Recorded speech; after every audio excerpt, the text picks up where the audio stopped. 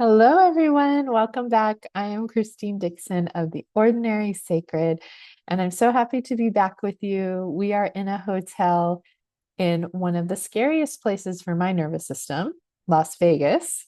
Today happens to be Halloween, so it's appropriate. We did end up being in a hotel off the strip, which makes my nervous system very happy. When we're just passing through. But today I am recording on Halloween. This will come out after Halloween, but I'm going to talk about a topic that for many people is quite scary. And it can be a really difficult, scary time for many women, especially women who are on the autism spectrum. So this is from my vantage point, my experience as a late self-diagnosed, high masking, neurosensitive, autistic woman. And it really has been perimenopause because I've been in perimenopause about 9 or 10 years now. It really has been perimenopause that has just forced me to look at my own capacities, my own authenticity, to come to grips with the fact that I've always been neurosensitive slash autistic, and that my whole life makes sense from that lens. And rather than all of my inner critics just beating me up and saying, "What's wrong with you? You're so weak. You're so pathetic. You're such a burden. You know, things are just so much harder for you than other people," and the constant beratement, right, that they learn to do to try to help me mask and keep me safe and get me to just not be who I am. Um, Realizing that I am legitimately highly sensitive and that that's not a bad thing. And that when I support that, my life is vibrant. And so I want to go back and really try to remember because, man, the first many years of perimenopause were so excruciatingly hard for me. Now, because those years forced me to get my life in alignment with my authenticity, with my capacities, with my value and my values, my life is so much better now. But there was this really difficult time at the beginning. That is the gift, I think, of perimenopause for every woman, but especially for neurodivergent women, because it's essentially that we absolutely cannot mask, lead a life that's not authentic to us, fit in the neurotypical cultural standards anymore. Like it just, if we try, we collapse, we end up in the hospital, right? So we just cannot do it anymore. And that's devastating for a lot of our parts. So there's a whole journey of grief and of feeling like, who am I? Am I acceptable anymore? To, okay, I have to make different decisions. And then making those different decisions and realizing that we actually can live a wonderful life. So the reason why I wanted to talk about this, because if you watch past videos, I am always saying, oh, I want to make a video about my experience of perimenopause, because I have scoured YouTube and the internet for um, autistic women's experiences of perimenopause. And I have found a couple, and I really resonate, and I just love hearing other people's examples because I know I'm not alone, even though each one of us is completely unique. So if you are autistic, neurosensitive, and you're listening to this, you may have a different experience than me and all the specifics. But it likely is much harder for you. Because that's just what neurosensitivity is, right? Is that every sensory input, every emotional input, every change in our bodies, including our hormones, is just experienced on a more intense, higher level. So we really must support ourselves during this time. So recently, Glennon from We Can Do Hard Things talked about perimenopause on the podcast. And I'm convinced that she's neurosensitive, if not autistic.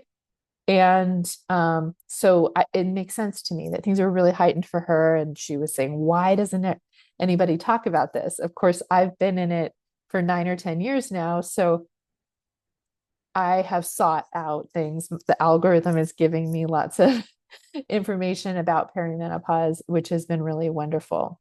So, but I really wanted to just put my experience and my story out there in case it's of value to you, just feeling like you're not alone. Um, so I knew that, I mean, I experienced a very highly sensitive system all my life, and particularly around hormonal changes. Every time of the month, I had what doctors would call PMDD, premenstrual dysphoric disorder, where I would feel essentially suicidal every month, just incredibly huge emotions, panic, anxiety, depression. Just it would, I always described it like one day I was fine, and the next day a dark cloud moved over my head, and everything was bleak and everything was catastrophic, and I couldn't see any difference. Now, what I understand is that actually some of those things were true. It was like during that time, I didn't have the padding really of my masking parts were rendered useless. The masking parts that were trying to be positive and trying to push through and be quote unquote normal and not have the needs I had, those, push past my capacities.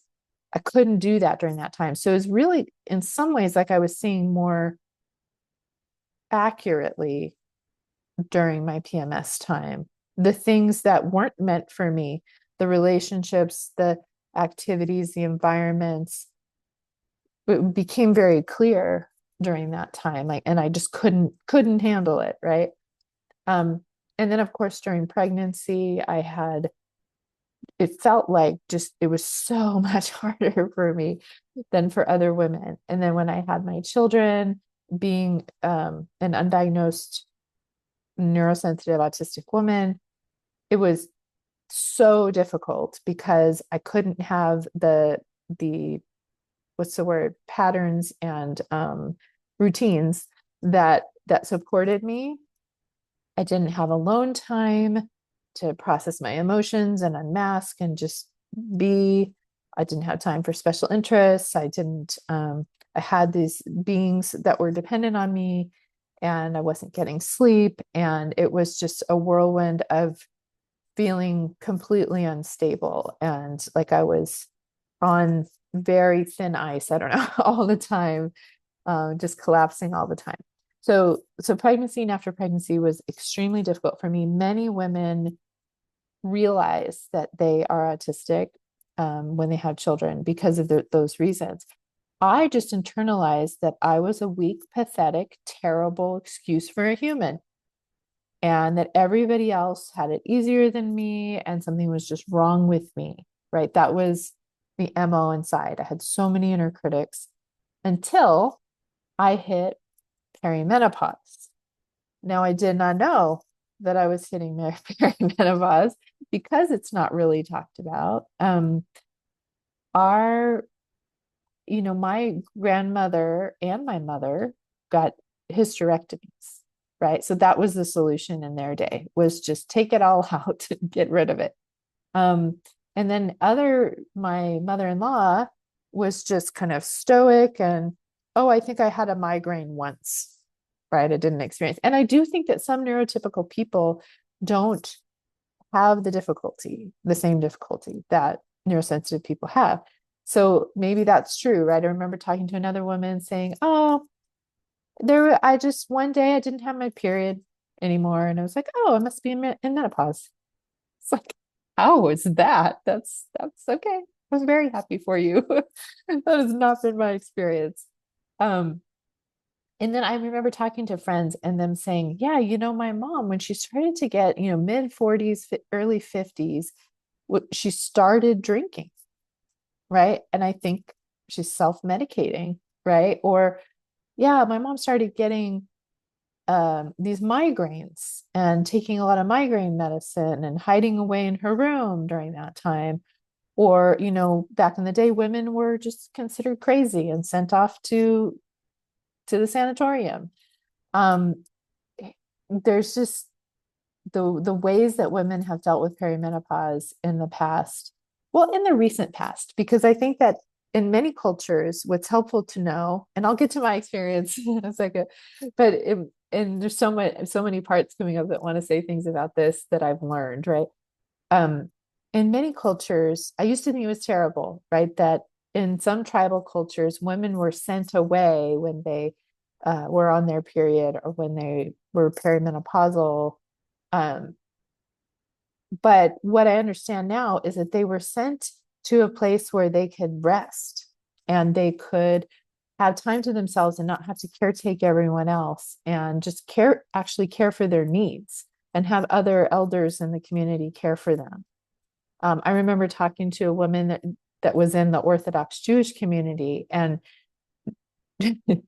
there were some really terrible things in that community as well.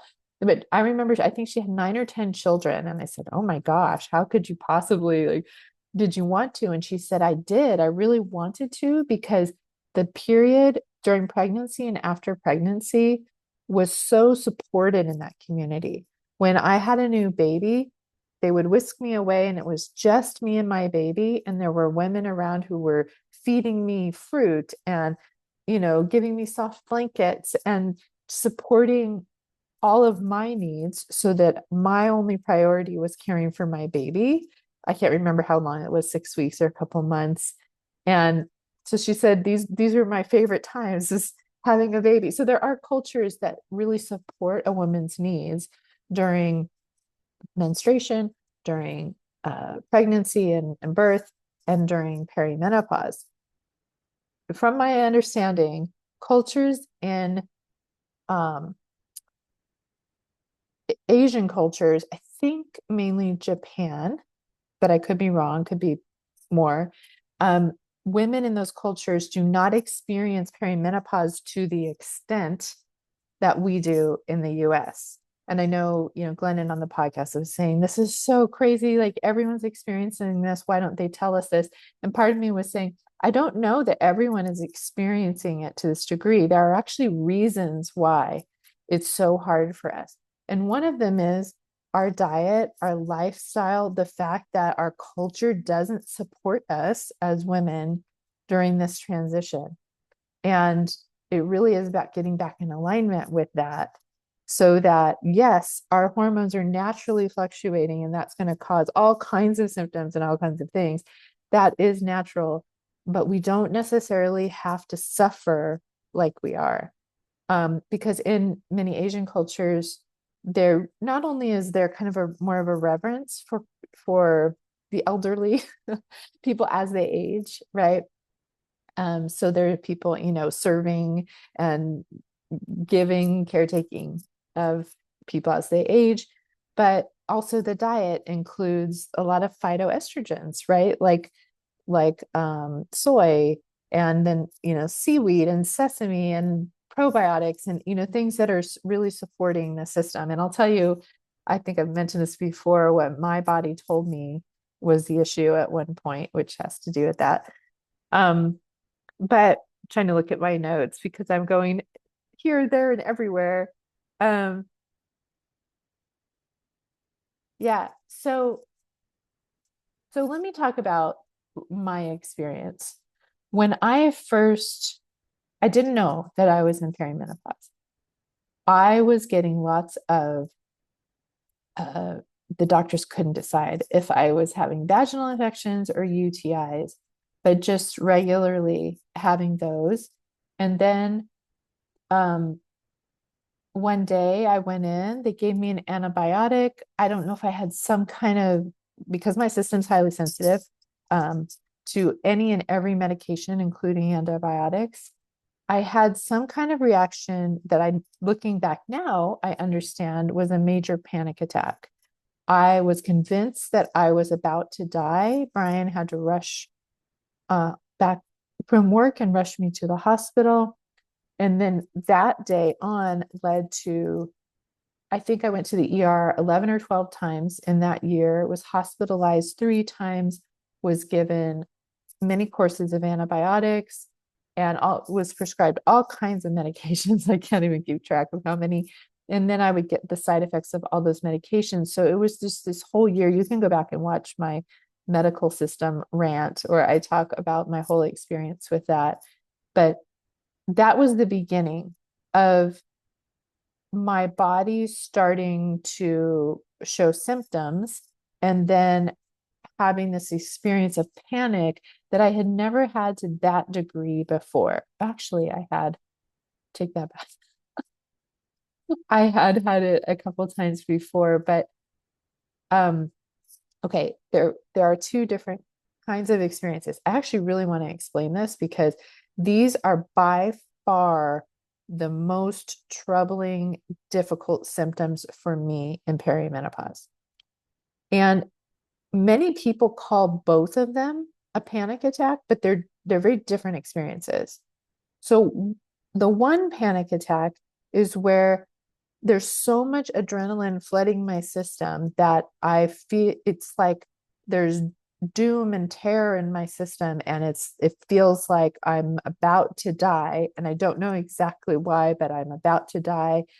And it's very, very heightened, right? I remember thinking, I need to lay down, but I could not lay down. My body wouldn't even let me lay down because it was just in such a heightened fight or flight response, right? And so that's one.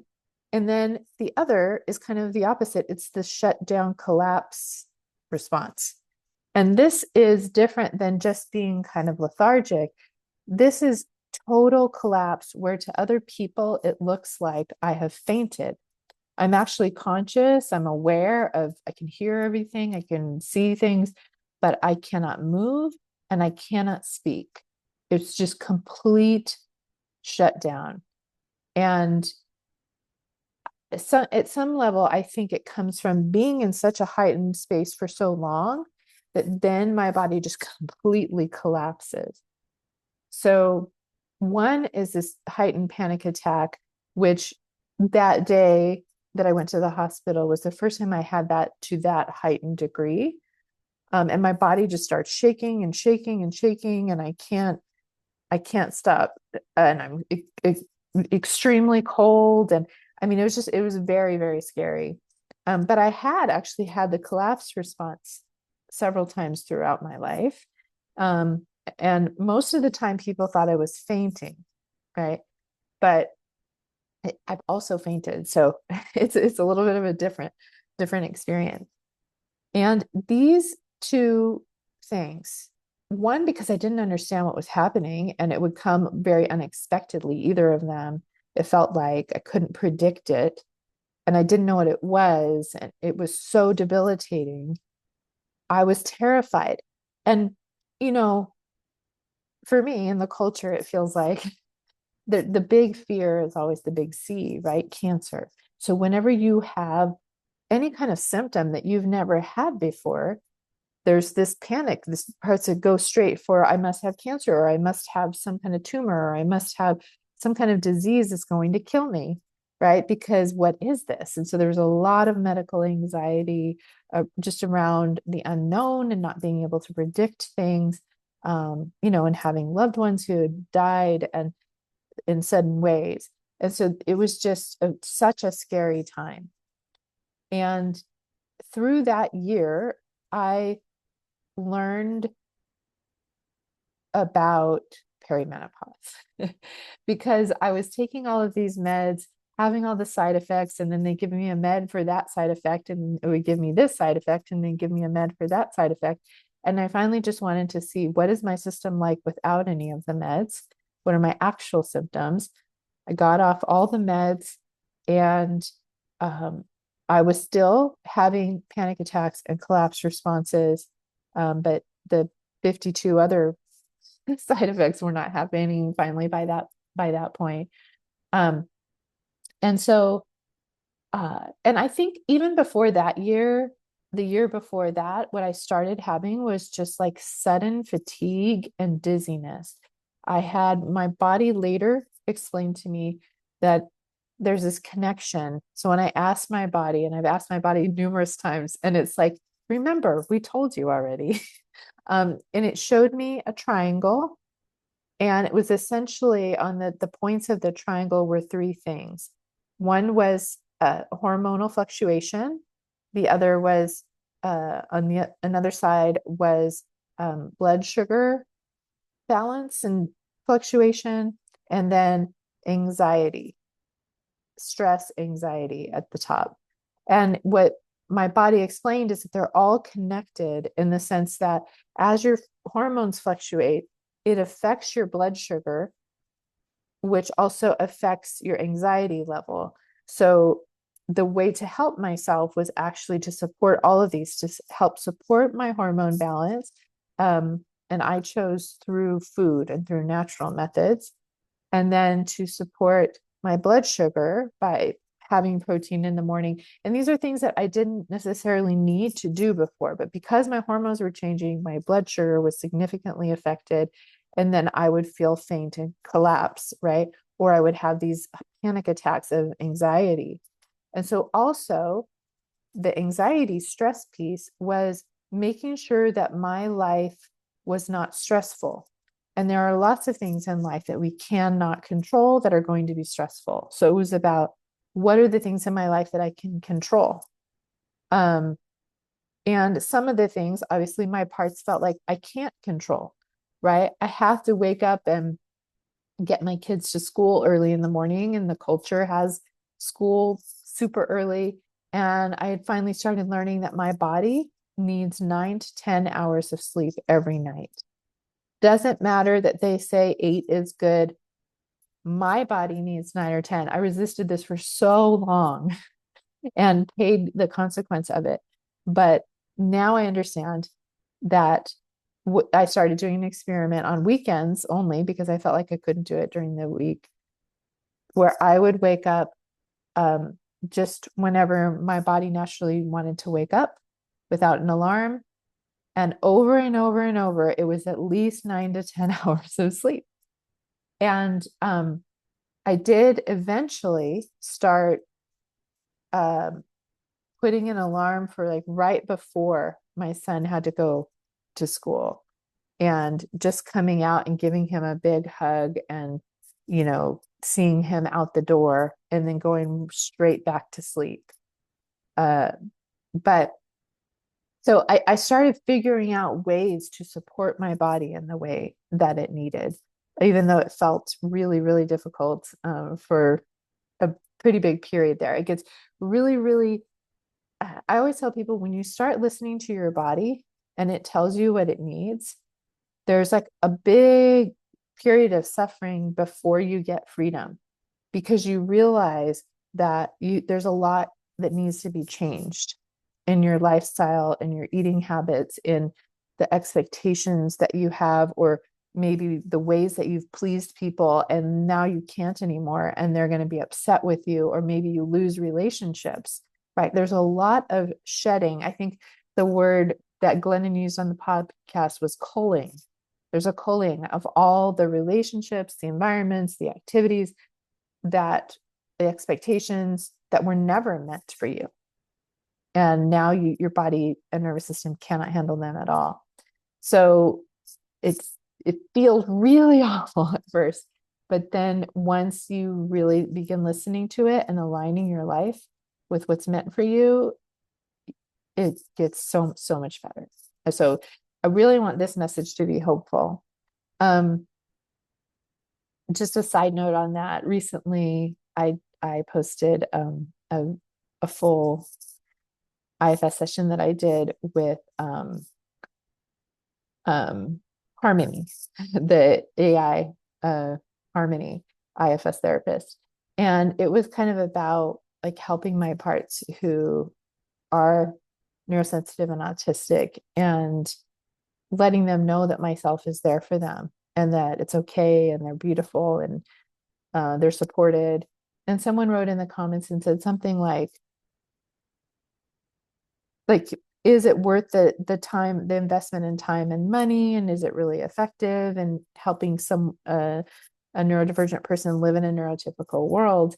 And I was trying to express, it doesn't help me live in a neurotypical world. It helps me say no to the neurotypical world and allow myself to have people around me that support that and choose environments and jobs and different things that are not neurotypical. It gives me self-acceptance and the confidence to be able to choose what I need, even if the majority of people don't need it, even if they think I'm weak and terrible for what I need. That's what it does. It helps me unapologetically remove myself from the neurotypical world in many ways. And so they were saying, oh, I can't do that. I want to or have to stay in the neurotypical world. And I was saying, yeah, for me, when I was around people who didn't support me getting my needs met, it felt impossible for me to make those choices, right? To not work, to have like limited, only work when I have the capacity, or to say no to certain relationships that just were unkind or didn't accept me for who I am, to have a really slow pace of life, to live in nature, to get 9 to 10 hours of sleep at night, like all of those things. I didn't know that I could support, right? It felt like I had to. I think there was a woman who was asking me, how can I survive as a neurosensitive person in the like corporate world? And I said, get out of it. Oh, so sometimes like that, to me, that is the solution, is supporting the parts of you that are making you live in a neurotypical way. And during perimenopause is when basically my body and my nervous system said, you cannot live this way anymore, or you are going to die. Literally, you're going to just totally shut down and collapse. And I don't know if neurotypical people are just able to override more. I still think that those of us who are sensitive are setting a precedent for them to also have the confidence, even if they can live in, and continue to do things that are not meant for them. It's like giving them permission also to live a life in alignment with their value and their values and their authenticity. Lots of women continue, even in menopause, to override their needs, and then they get arthritis or something else that gives them a legitimate reason to be taken care of by other people, right? But what if we chose that? Then we wouldn't have to, our bodies wouldn't have to shut down. Okay. Okay. So what I really am now, what I want to do is I'm going to share my screen, and I'm going to go through this article that has 34 symptoms of perimenopause. I'm going to just tell you briefly. I had most of them. I think this isn't even an exhaustive list. It's really helpful to know. Okay, take note of this phrase. This saved my life. Anything and everything is possible during perimenopause. I remember exactly where I was in this rental place, just exasperated on the bed with jaw pain and headache and fatigue constantly, and periods coming every 12 days, and just feeling so overwhelmed, and reading an article that just said anything and everything is possible during perimenopause. Your hormones are fluctuating constantly, and so your body's going to respond in so many strange ways. Like, just understanding that because I was having a new symptom that I never had didn't mean I had cancer or I was going to die. That this was actually quite normal for perimenopause really set my system at ease. It doesn't mean that we have to experience all the suffering to that degree. We can support ourselves in lots of different ways. To me, many people and there's no shame in this, but many people will, take hormones and they try to get their hormones back to the levels they used to be. My bias for myself, and this doesn't have to be for you, is that, and it's really because like putting foreign substances and messing with my physiology usually has big consequences for me, big side effects. I've heard from many autistic women that hormone replacement actually causes terrible symptoms and side effects that they can't live with, and so they just can't take them. If you take them and it helps you, like I would never say don't do something that that's going to help you. It's not like you got to make yourself suffer. But my bias for myself is that my body is trying to recalibrate and lower my estrogen and eventually my progesterone also. And so it's going through this transition period that's crazy, but it's trying to come over here to a place where it's lower, but it's balanced again. And so if I'm resisting that, and I'm trying to make it like I was when I was, in fertile age, in my experience, I'm resisting the natural shift that my body wants me to go to, which is to no longer be the caretaker of everyone else and be able to take care of myself and ask for help. And it's harder to get to that if I'm padding it and making sure that I'm in a state where I can take care of everyone else still, right? Then I'm not listening to my body and all the things that are happening and supporting it by saying, I can't take care of all your needs. I've got to get 9 or 10 hours of sleep. I've got to go and be by myself when I'm super emotional, take time, rest, get away, or whatever. So that's my bias. So the way that I have supported myself is completely changing my lifestyle and how I take care of myself. Okay, so Brian always asks me how these videos went, and I always say, oh, I rambled on.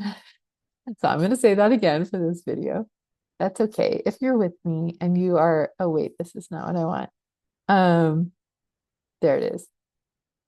And you are staying with me in this, just hanging out with me. I appreciate it. Okay, I believe this is a British website, and it's all about perimenopause, and it's 34 symptoms. So I'm just going to go through them. In British English, they call them hot flushes. I think in America, we say hot flashes. Both make sense. I mean, when you're flushed, right? When you're flushed, you are hot. So it's just a sudden feeling of being really, really hot, kind of like, ooh, do I have a fever? Or, it's not hot outside, but I feel really hot. So that's something that happens to many people. And then also night sweats, right? This heat comes in at night, and there can be sweating. It can definitely disturb sleep. So sleep disturbances is number 3. And it could be because of the night sweats, or just, again, the anxiety, this trouble falling asleep, waking up frequently, urinating frequently. There's all kinds of things, anxiety that cause sleep to be disrupted more. And so these are the most common. I have experienced these, and I often tell people, and I'm not trying to diminish what other people experience. And I can't remember who it was. I don't know if it's Carl Jung or Carl Rogers or something, who said that suffering is like a gas, and it's whatever amount of suffering we have fills the jar for us, right? So if someone is having sleep disturbance, that is absolutely going to affect our mind, our body, and our emotions, throughout the rest of the day. That in itself, not getting good enough sleep, is going to cause so much suffering. And especially for a person who's neurosensitive and needs 9 or 10 hours of sleep, right? So, but these things have not been the worst for me. And I remember I would regularly have these panic attacks at night. And at one point I thought, is this my experience of a hot flash or like a night sweat? I would just wake up. If I wake up in the middle of the night, this still happens. I wake up in the middle of the night to go to the bathroom. I suddenly feel panic, doom, overwhelmed. And sometimes my heart is just racing, racing. Sometimes I'm almost at collapse where I can't even get my body to go to the bathroom. That scares the heck out of me because I'm like, if I can't even, I don't want to use a bedpan, you know? Um, so I would experience that regularly at night. And Brian was so wonderful. He learned to just like hold me and breathe deeply with me and say, "You're okay," because my body really needed to know that it was safe in that moment. I've also had a little bit of a realization, with that triangle that my body showed me, that oftentimes at night, your blood sugar dips really low, and which can cause a feeling of panic and anxiety because literally your body is like, oh my gosh, I don't have a fuel source right now. And but then my mind will just attach it to whatever. So my child must have died. Oh my gosh, is Brian breathing? Everybody hates me, or whatever. It'll just attach a meaning to that feeling of panic that is actually a physical thing coming from low blood sugar. So sometimes I can actually, eat a little bit of protein or carb or whatever before bed, which can help with that. Um, so, but I want to say those episodes of like panic attack at night are not the same as night sweats because later I started having night sweats and that was a totally different thing. And the night sweats, while disturbing to my sleep, are nowhere near as difficult and concerning as the panic attacks at night for me. And I don't hear people talk about that. So I wanted to explain that. Brain fog, of course, if you're having sleep disturbances, you're going to have brain fog, and it's also a result of the fluctuating hormones. And so there's just so many times that I'll be mid-sentence and I'll go, I can't, I can't remember what I was about to say. And, Brian is super patient with me, with that. And I would just learn to go, let me relax and let my body feel safe and see if I can come back to it. And as many times I could, but other times I couldn't. And I would just say, that's okay. Vaginal dryness is one of them. Bloating, you might have heard of the belly, which apparently I guess is because as the estrogen drops, the body believes that you might be pregnant. And so it tries to put fat and padding and liquid or whatever around the belly.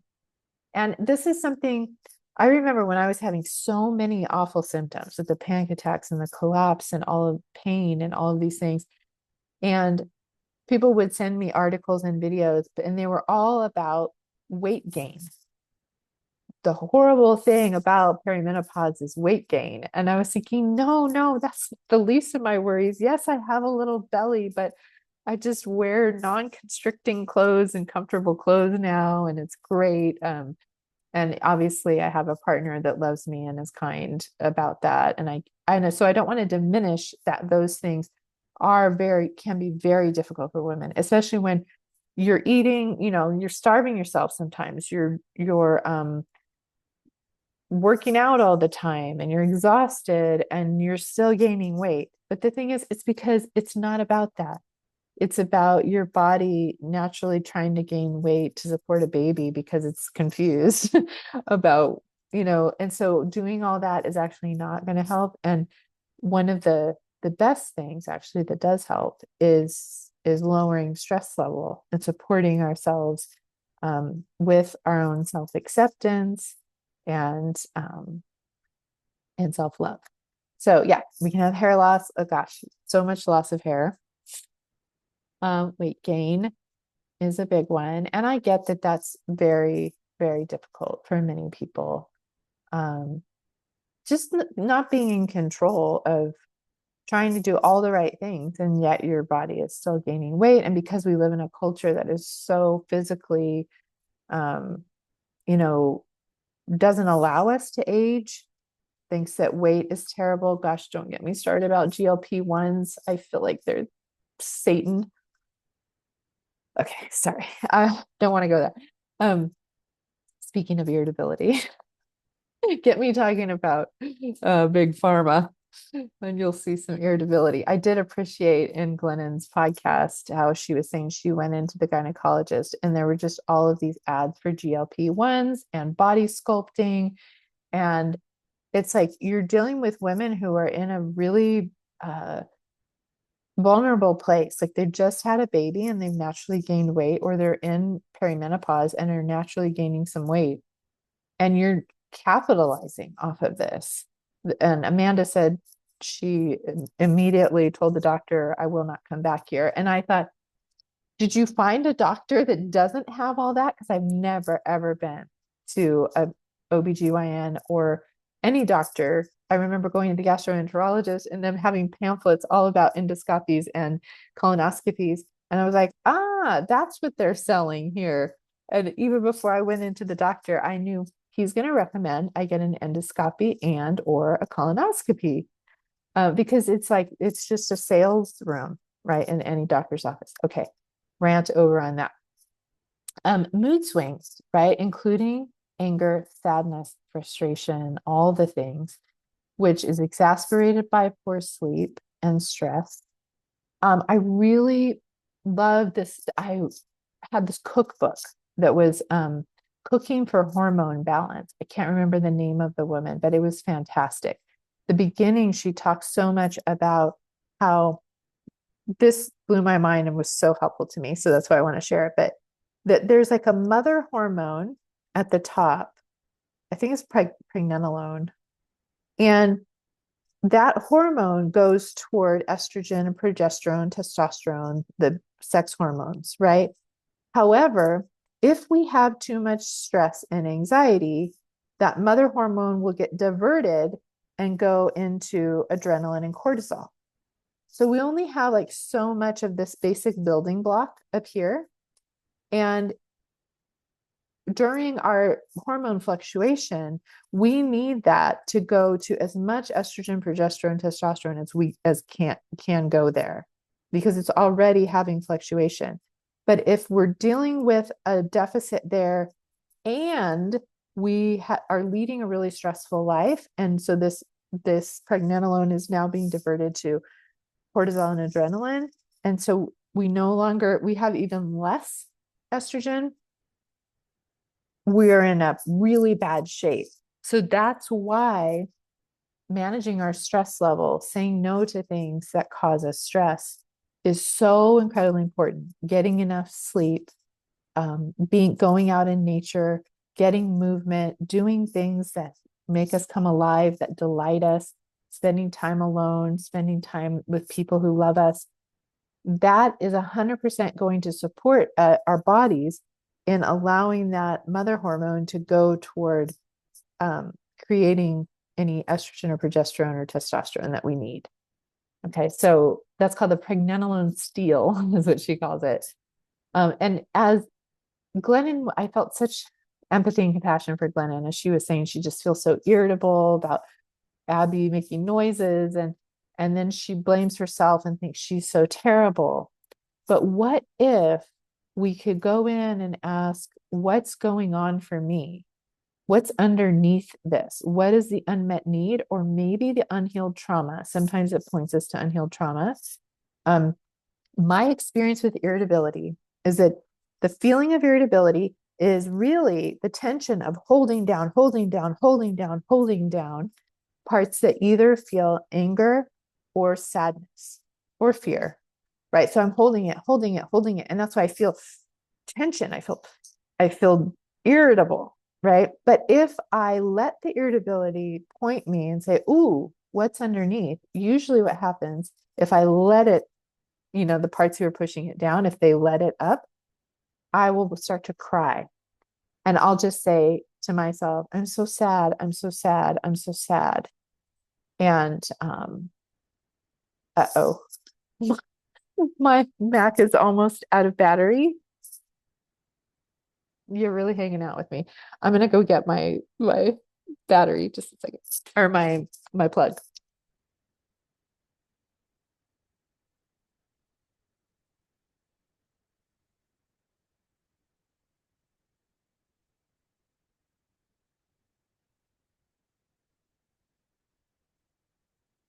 Okay, saving the day here.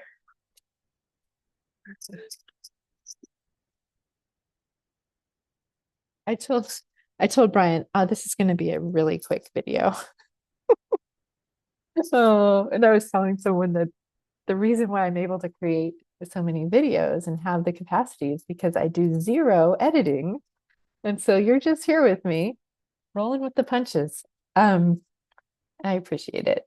So, okay, let me try to go through the rest of these a little more quickly. Oh, I was going to say, yeah, so when I feel irritable and I ask the parts who are holding down whatever's there, if they'll just let me be with it because I'm bigger than it, often sadness will come up and I'll just through tears, and tears release stress hormones, right? So I feel so much relief after I cry a little bit, and then I do not feel irritable anymore. Because the irritability is often not about the thing that we think it's about. It can be pointing us to something that's an unmet need or maybe like a sensory sensitivity for us, but it's also can be just sadness or it needs to come up and out through tears. Okay, so anxiety and panic attacks, like I said, I would like circle this one over and over and over and over and over. This was by far the most difficult one for me. And what I've heard is that many women during perimenopause think they're having a heart attack, have panic attacks, and end up in the ER, that it's actually a very common thing. Breast pain, breast tenderness, digestive issues. I've had so many digestive issues all my life as a neurosensitive person. And then definitely after all of the courses of antibiotics, so many issues. I've learned that I cannot eat dairy anymore. And I need to eat whole foods and not a lot of grease and like how to kind of support. I do take Metamucil, which has been really helpful for my digestive issues. Um, but I've learned how to support that. Irregular periods, like I said, early on, I was so terrified because I would get a period every like 12 days and then I didn't understand that at the beginning of perimenopause you can get periods like really close together. So I thought something was really wrong. I would bleed between periods for a little bit. And then they started getting further apart, but it's just been so erratic. And I'm now at the point where it's about 3 months between, but who knows? Again, anything's possible. Be prepared for anything. It's a roller coaster. Decreased libido, which can be really difficult if it feels like you're not pleasing your partner, or um, that can be a difficult one. Urinary incontinence, all kinds of urinary tract infections, bladder symptoms. At one point, I was diagnosed with interstitial cystitis, which is pain in the, like, just unaccounted for extreme pain in the bladder. I had so many pains down there. I just didn't know where it was coming from because my vagina, bladder, um, large intestine, small intestine, all of this is all in the same spot. And there was pain in most of those areas. But what I understand now is that interstitial cystitis is just pain that they don't know what it is. And it often is related to stress. Bone loss, osteoporosis, skin and hair changes, lots of like rosy stuff on my cheeks and spots on my skin, dry skin, itchy skin, um, yeah, thinning hair, heavy periods. Yeah, there can be extremely heavy periods, um, bleeding after sex. Yeah, muscle and joint pain. Lots of that, lots of muscle and joint pain, just getting up and going. If I've been sitting too long, I do this, what I call the football dance, where I just go and I try to get the blood moving into my joints and my muscles, because otherwise I'm like completely stiff. Again, some of these they're not fun, but for me, they're the biggest ones were the panic attack and collapse. Infertility, low energy and fatigue, I would circle too. I mean, it's like, oh, you just in passing, yeah, low energy and fatigue. But this is really debilitating in our lives when, like, again, when I would have the collapse response, I literally couldn't get out of bed for days. And I was terrified because I felt like I didn't even have energy to get up and go to the bathroom when I needed to. It was that bad and very scary. Lots of nail changes, more brittle nails, lower libido. Didn't it have that already? Decreased libido. Hmm. That seems like that seems like a double. Um, Dizziness, yes. I would have all kinds of dizzy spells and lightheadedness, and that was also scary because I felt like I couldn't drive. Um, and it has to do with hormonal changes in blood pressure and glucose levels, blood sugar. It's so fascinating that literally my body told me this triangle explanation. And I later did all kinds of research that 100% supported it. And I was just so amazed at the wisdom of my body. That bacterial vaginosis, something that's really helped me with this is boric acid capsules um, after any kind of period or after sex, that helps the pH be such that it's hospitable for good bacteria and not for bad bacteria. Um, Formication and skin sensations. Yeah, like electric shocks, crawling of the skin. Again, these things feel terrifying when you don't know that it's normal, right? You're like, what the heck am I feeling? Like I would, Brian would laugh because I would constantly go, oh, oh. Like I thought some kind of bug was biting me. Or just have these phantom sensations. I feel like we already said urinary tract infections and bladder symptoms, painful periods, gum and dental issues. Yeah. Tinnitus, ringing in the ear can happen, and even some vertigo, kind of balance issues, irregular heartbeat. Again, this can be really scary for people. Um, Palpitations, burning mouth syndrome. It's like a tingling or numbness, like a burning in the mouth, which is very common during perimenopause. Changes to the immune system can exacerbate conditions like thyroid, rheumatoid arthritis. Again, we have to support ourselves getting the rest we need during this time. That's going to make all the difference, whether that's mental rest, right? Just time alone, um, time in nature, relaxation time, away from stress, away from responsibilities, or actual sleep. Supporting ourselves is everything during this time. And then headaches is a big one that I had a migraine for at least 3 months straight. Again, it was like I kind of had a symptom imperative. I'm going to stop sharing. I had a symptom imperative where I always had something really scary to my system.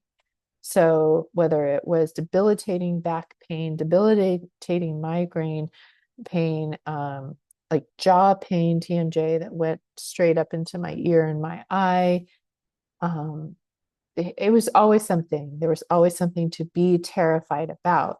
That's why, for me personally, realizing that, yeah, there's all these crazy things that are going to come and go here and there, and that it's actually normal, really helped me. Um, and then supporting myself by getting enough sleep, being in nature, being surrounded by people like Brian who are very supportive of me and kind and non-shaming. um, lowering my responsibility, my work responsibilities. I stopped having, at one point, I was totally collapsed and I had to stop having all of my one-on-one clients and all of my in-person group clients because I could not predict when I was going to just totally collapse. At one point, I was working with a person online, leading them through IFS, and I had a sudden collapse response in the middle of working with them. And I just felt so terrible that, I'm holding this self energy for this deep, sacred trauma work, and I can't trust my body to be able to physically do it. Right. I felt like I was just going to pass out and fall over, which would have been traumatic in itself for this person. So it was really terrifying. And so I stopped doing those, even though it's really hard for my system, because I was like, I need to support what I can do, which is to make these videos in times when I am feeling okay. And I have felt really, really good for at least the last several months because we have supported all, those underlying needs for sustenance and safety in my body and in my mind, and enough rest and alone time and a feeling of belonging, and being valued by my partner, and not pushing beyond my capacities and pursuing the things that are really exciting and life-giving to me. Giving myself permission to align in that way has made all those symptoms relax. And I do think I'm toward the end where all of that fluctuation is balancing out. Fingers crossed. Okay, this was so much longer than I anticipated, but if you're still here, I wanted to share with you a book that I really, really liked, especially when I was just having such a hard time. I'm actually going to share my screen again and just see if I can share it with you. Let's go back here. It is called Second Spring by Kate Codrington, the self-care guide to menopause. And this quote says, Kate Codrington's guide knits individual experiences and sound advice into a rich patchwork telling of women's varied transitions through menopause. It is hopeful, truthful, and wise. And what I love about that book is it is hopeful. It's saying that while this transition period, which can take 10 to 15 years, so buckle up, and support yourself like heck. But what it's doing is it's forcing you into a life that is fully aligned with your value and authenticity. It's making you do that. And so if and when you get to the other side of that, it's a second spring, as she says. It's like this winter that it does have a lot of suffering in it, but it is forcing a recalibration of your life to weed out, to cull, as Glennon said, all the things that are not meant for you, the relationships, the environments, the activities that are not meant for you, so that you can live a vibrant life, a second spring after that. And there's hope and beauty. So Brian, my husband, he named his YouTube channel Second Springs, because basically saying that he and I are moving into our second springs, which is a beautiful thing. Like a lot of people think, oh, after empty nest and as you age, you are going to suffer and die essentially. And I think you will. That will be your fate if you don't allow this period to align your life with your values and authenticity and capacities. If you keep on trying to do the status quo, to meet all the expectations of everybody at your own expense, your body will suffer, your mind will suffer, and you will probably die sooner. But if you listen to the messages of this period, then you will have a second spring that is very life-giving. I like how Martha Beck was saying that even as a young person, and I also believe that Martha Beck is neurosensitive / autistic, she was saying how her system was so sensitive from an early age that she could not say yes to things that were authentically a no for her. Her body would literally rebel and break down, and that it felt like such a burden at first and a lot of suffering. But then she realized that it was such a blessing in disguise because it directed her life into only being able to tell the truth and into the things that are meant for her. Right. And so I think for many people and many women, and particularly neurosensitive people, perimenopause, if we haven't already, forces us to do that. And so it's actually such a gift, even that, and we have little glimpses of it as we had PMS before that time.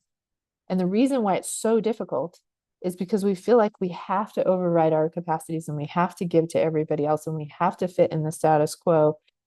And so, like, I don't think that being neurosensitive or being autistic is a disability, at least as a high functioning, well, not high mask. Actually, the higher the masking, the more suffering we have.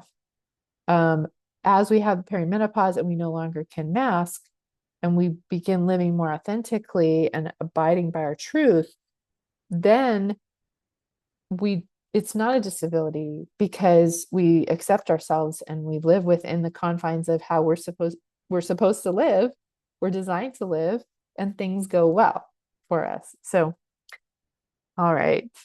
Thank you so much if you are still here listening to this. Um, I appreciate it. And if you relate to my experience with just all the scary symptoms, the panic, the anxiety, the low blood sugar, the collapse response, um, not accepting yourself, being forced to give up things, whether it's relationships or jobs that are not meant for you, um, or you have other symptoms or other experiences, you want to share them in the comments, please feel free to do that. If you have any questions, you can put those also. Um, let's see. If you've listened this far, go ahead and put in the comments any emojis that have to do with these symptoms. So um, it could be like a hot emoji or a panicked emoji or a sleeping emoji or pain, whatever it is, and uh, that relates to those symptoms. And I'm not sure when I'm going to be able to make another video, hopefully at least in a week, as we're doing quite a bit of traveling and holidays are coming. I am looking forward to the sensitively self-led support group that is coming next Friday. So those of you who signed up for that, I'm excited to be with you then. Otherwise, may we all be so very kind to ourselves and all our parts until we meet again. See you next time.